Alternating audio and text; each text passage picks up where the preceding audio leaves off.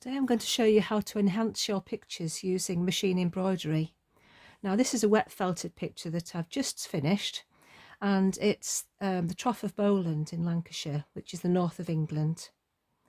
Now my plan for this one was to really try and emphasize this valley that's coming down. So I sewed ridges coming downwards, which shows the contours of the landscape. And for these, I followed features that I could find. For example, this little bit of mulberry silk, some of the curly locks, changes in colour, anything that sort of denotes a change in this landscape. And along the bottom, I created a little ribbon of road winding off into the distance. And if you notice here, there was some yarn that I put on, and that didn't felt very well in the wet felting. So just by securing it with the stitching, that's going to stay in place there now. And the same goes for this ribbon of sari silk that I've got. Here we've got a forest, and I was able to sew in some tree trunks and this green canopy. So I'm quite pleased with the way that the pictures come out. I think it's far more 3D than it was. Now, the thread that I use is a Gutterman thread, and this has got a nice shine to it, so that when you're looking at the picture it's more obvious. The sun reflects it a little bit. And another thread that I sometimes use is a metallic thread. Now I don't use it on big pictures like this because it does tend to break on the machine, but here's a little landscape I did, which I made into a little needle case. So there it is. And if you can see there, the stitching's reflected as it goes across. So I've got some sari silk and some mulberry silk there, and I needle felted on some little sheep as well. So there you are, look at the threads glistening there, and that just added effect to it. Now on the back of here you'll be able to see the stitching that I did. So the colours changed because I changed the threads according to what I was sewing. But there you can see the forest there, and we've got the little trees, and we've got the road winding along. So there's quite a lot of machine embroidery on there. And this white fabric I've got is an iron-on Vilene. Now I iron that on because it gives makes the felt more robust. And also, if I'm sewing, all the little fibres of the wool don't catch in the workings of the machine. So that one's finished.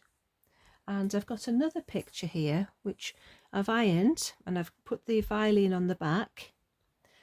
And at the moment, it looks very 2D, but I'm going to do some machine embroidery on this one. So I'll be able to enhance this tree.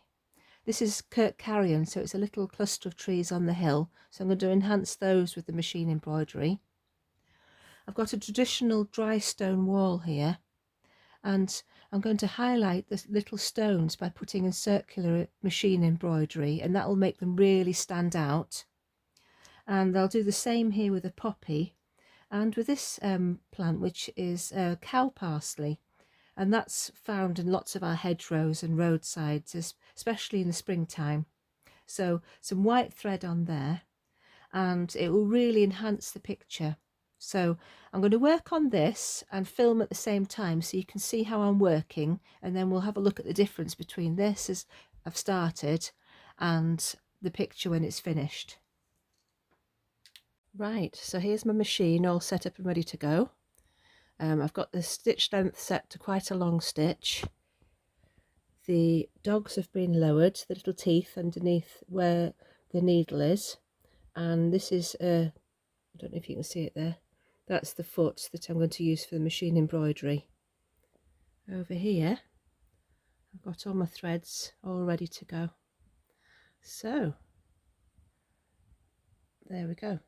You don't have to have this type of machine. There's lots of super makes out there. Singer's a lovely one.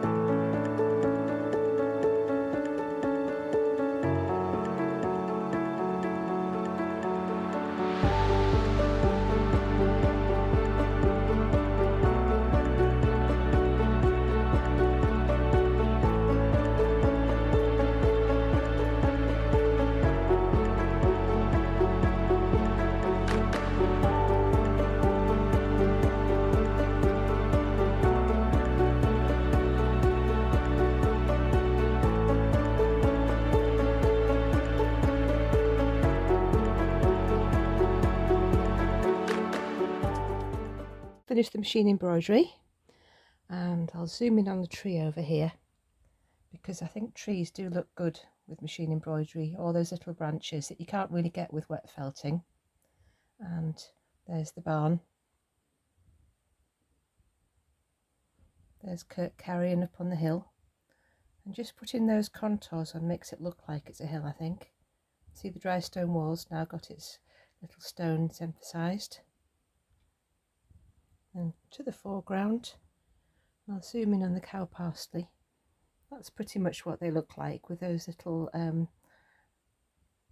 like little stalks off each of the tops. And there's the poppy. Right, I'll try and do this while I'm holding my phone. There's the other side. So you've got a picture in itself there. I'm changing the colours, and so again it shows, yes, quite a lot of machine embroidery there.